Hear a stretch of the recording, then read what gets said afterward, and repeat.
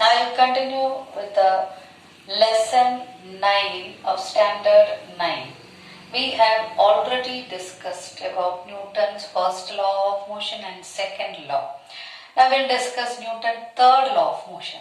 That is, suppose when any object exerts a force on another object, the second object also exerts the same force which is equal and opposite to the first one. That is called Newton's third law of motion. That is, action and reaction are equal and opposite.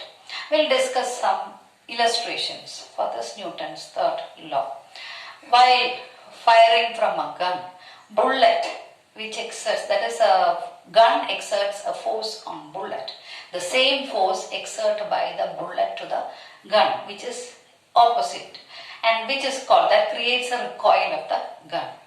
The same manner, a sailor when he jumps from a boat, that is, sailor will be pushed forward and the boat will be pushed backwards with the opposite direction.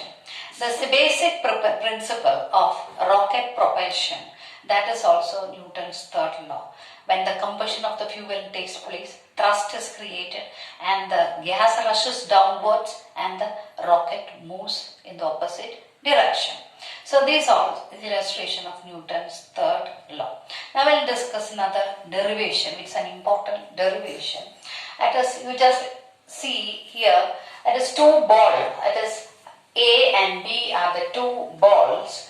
Its mass is mass M1 and M2. M1 is the mass of A, M2 is the mass of ball B. U1 is the initial velocity of ball A, then U2 is the initial velocity of the ball B.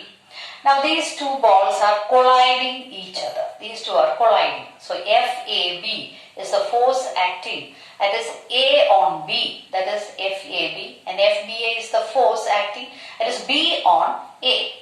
Now after collision, these two balls moves back. Now you can see velocity is changing. V1 at present, now after collision, that is V1 is the velocity of this ball A, V2 is the velocity of ball B. Now according to Newton's second law, we have already discussed, that is, force acting is proportional to the rate of change of that momentum that is there. So here rate of change of momentum of ball A, that is FAB, is equal to M1 into V1 minus U1 upon T. And rate of change of momentum, that is of ball B, that is, can take it as FBA is equal to M2 into V2 minus U2 upon T.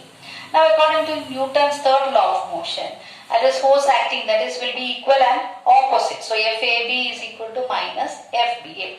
Now what is FAB? FAB is equal to M1 V1 minus U upon T.